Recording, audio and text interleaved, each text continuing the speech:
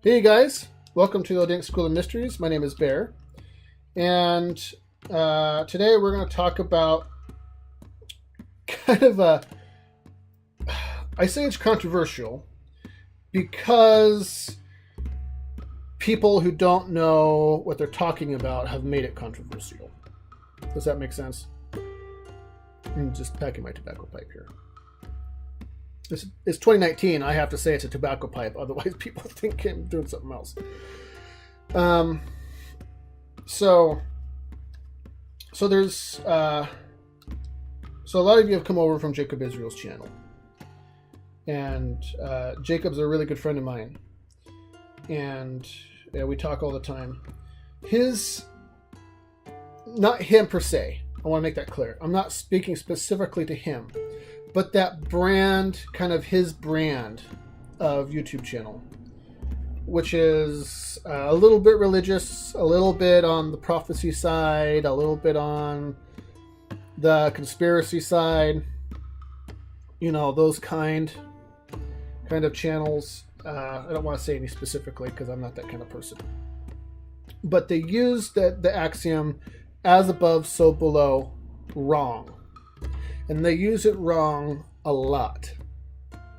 And when you've come up through the system,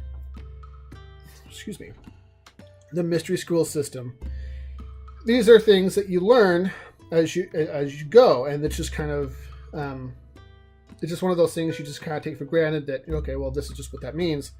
Then you realize suddenly that a vast amount of people absolutely do not know what it means, but they think they know what it means. And to the best of my ability, I cannot figure out where they get their information from. Like one guy called it the as above, so below system that we're living in. And I can't figure out where all this bad information has come from. And so the best of my ability, because they're not very, from channel to channel, they're not very consistent, which means that they're not really getting it from anywhere particular. I think what they mean when they say as above, so below, I think what they mean is trying to bring the hell on earth, or trying to bring heaven down to earth, or trying to bring hell into heaven, or something like that. We're trying to compare, darkness, trying to make light in the darkness, or something like that. Turning the world upside down, that sort of thing. That's not what it means. It's not at all. Let me light this up.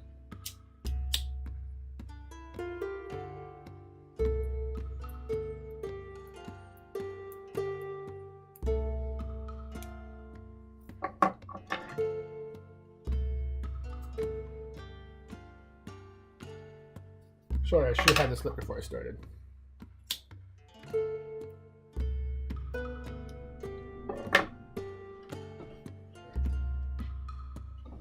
As above, so below. As within, so without, is a key. It's a key, or what is sometimes called a principle. And the principle of as above, so below comes from a book called the Kabbalion. The Kabbalion is a compilation. It's actually called the Master Key. The Kabbalion it comes from a book called the Kabbalion. The Kabbalion is called the Master Key. The Master Key consists of 7 axioms, or 7 principles, that allow the person asking a question to unlock the answer.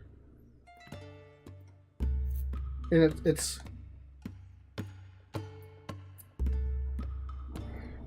not, it's not like a ritual. It's not, you're not doing voodoo. You're not killing a cat. There are things like the all is all and is in all.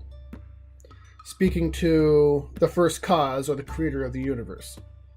And at some point, I'll go into how you could have one God and many gods at the same time in some later video. Another one is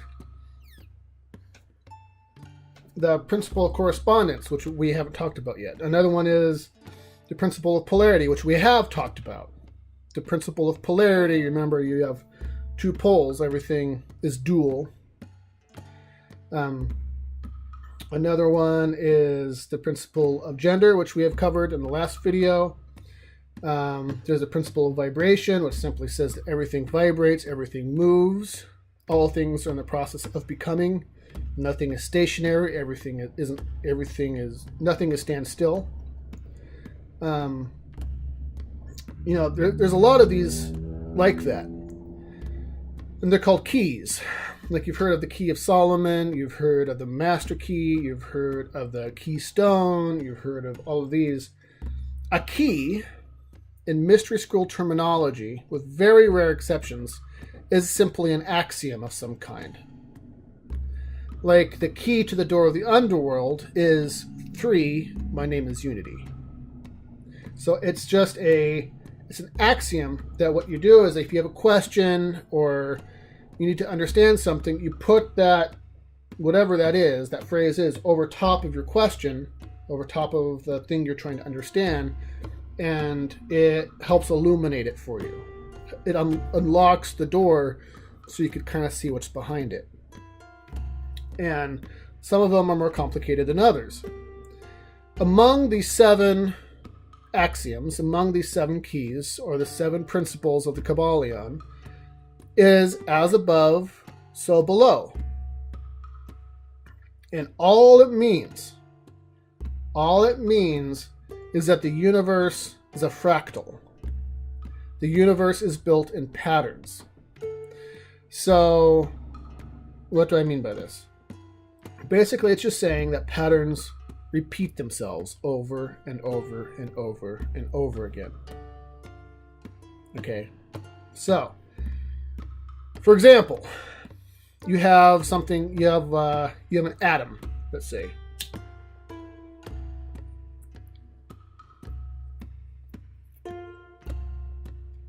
You have an atom. An atom has a central power source, and it has orbital bodies called electrons that surround it. Then you have a cell.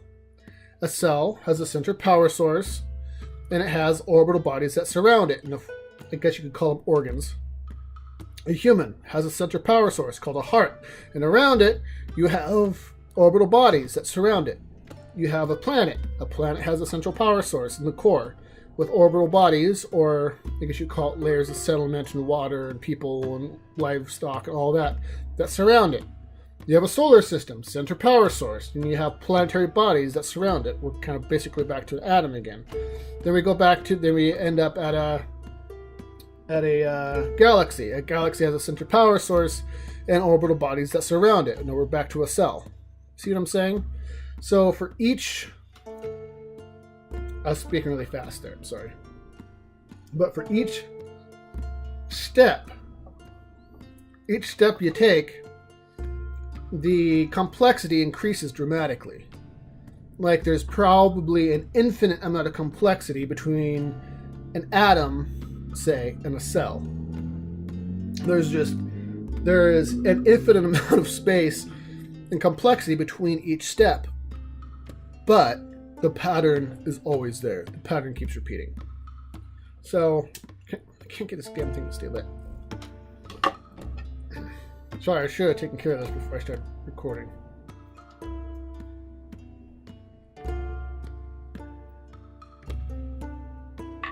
But for you pipe smokers out there, you'll get it. It's just a pain in the butt.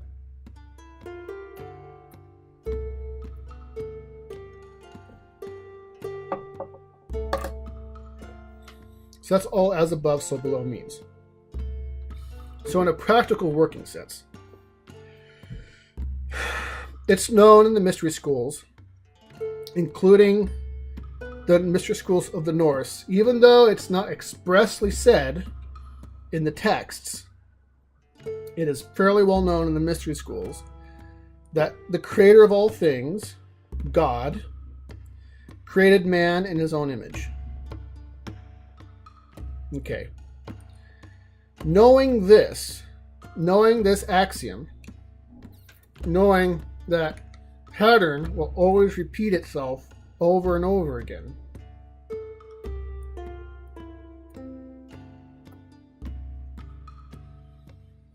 we could deduce that man and God, though different in complexity, are similar in nature. Does that make sense? That man and God, though differ in complexity and size, share a similar pattern. They're patterned after each other. God patterned us after himself. Or you could say Odin or whoever it is, right? I know a lot of the people in the heathen community aren't super comfortable with this line of thinking, and that's fine with me. So you have to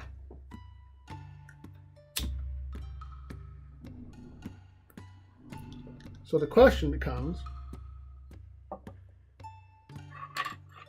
if I want to understand God and the nature of God, what do I do? How do I go about figuring something like that out? Well, you take your key, you take your axiom, you put it in the door, and you unlock it. What does that do? It gives you a tool to use to help peek behind the curtain a little bit. That's why on the wall at the Oracle of Delphi, there's written an inscription. They think it's Pitha who wrote it. That says, to know the universe... Oh, I'm sorry. Know yourself and you'll know the universe and the gods. That's because man, by man I mean a person, being patterned after God, became known as the symbol of symbols. There's no esoteric symbol. There's no mystery school symbol, like Gungnir over here. I always put two G's in it. Gungnir over here. See him? There's no symbol that doesn't exist that doesn't also represent some place in the human body. All esoteric symbolism always represents, on one form or another, a piece of the human. And so, know yourself, and you'll know the universe and the gods. Know yourself, know the pattern in which you were created, and you will know the universe, and you will know God himself. There's another axiom that isn't as known, but it says the only way out is in. The only way out is in. Meaning, and this goes to what I say all the time, it takes work, people. It takes a tremendous amount of work. If you want to leave the underworld, it's not, this is my personal belief. All right, I know not everyone is going to believe this. That's fine. There's no judgment here. But it is my personal belief that in order to leave the underworld, you can't just say a prayer and be done with it. I think it takes some doing. You have to earn it. You have to earn your way out. Not in the sense that you have to be a perfect human and you have to keep from sinning and all that kind of that religious nonsense. No, I mean that you have to what's the word I'm saying? How do I put it in a way that makes sense?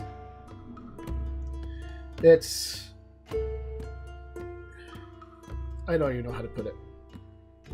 Not in a way that makes any sense right now. I'll have to think on it. Let me think of a better way to put it so that makes some sense without me sounding like a jackass. Anyway.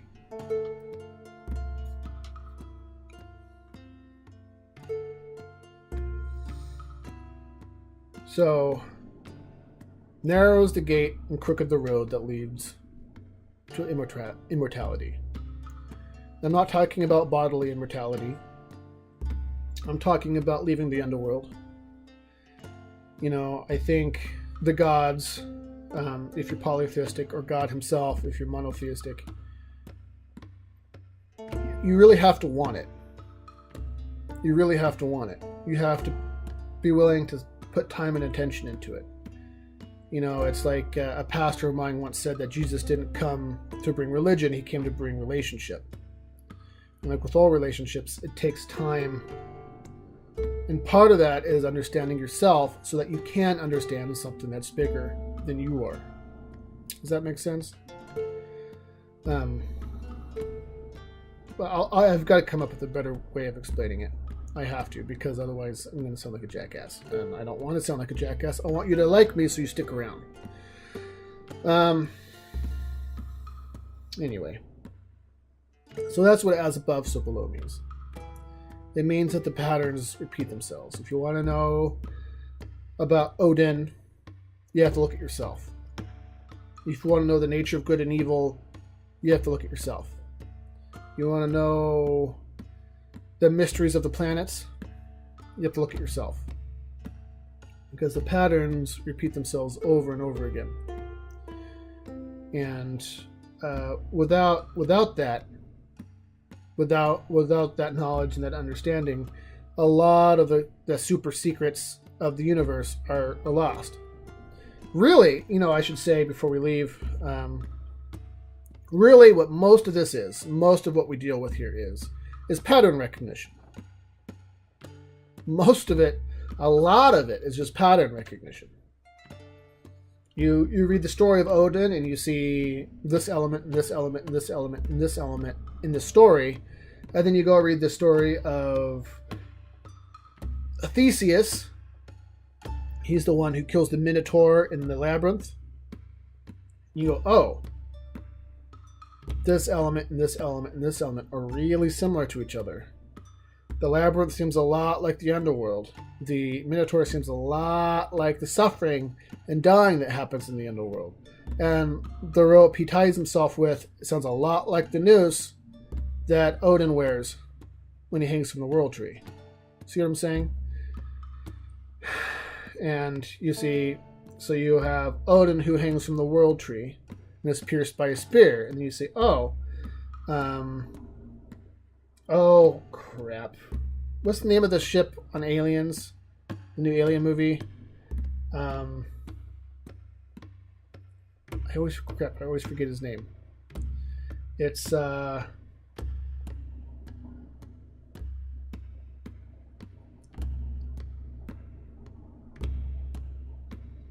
it's gonna bug me. Anyway, there's a Titan, a Greek Titan.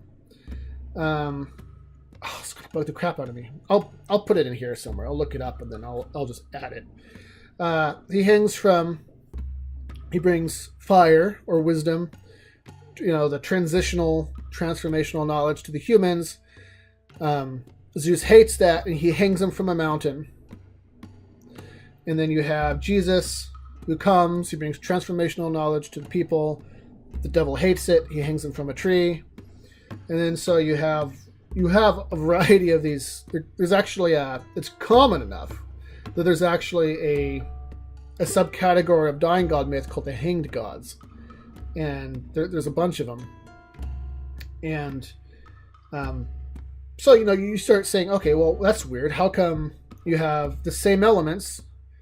You have being pierced by spears, someone being hanged, you have the concepts of underworld, you have all these things that start appearing over and over again in symbolism in all these different stories. And you start seeing all these patterns. Well, it goes back to what we're talking about as above, so below. Patterns repeat over and over and over again.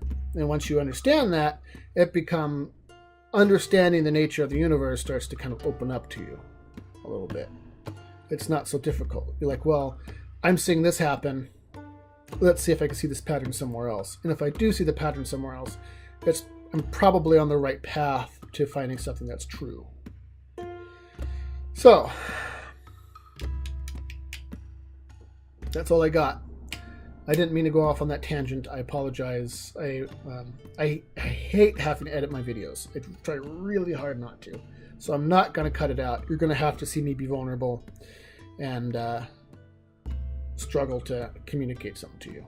So, all right, my friends. I love you. And I hope you have a really great day. Bye.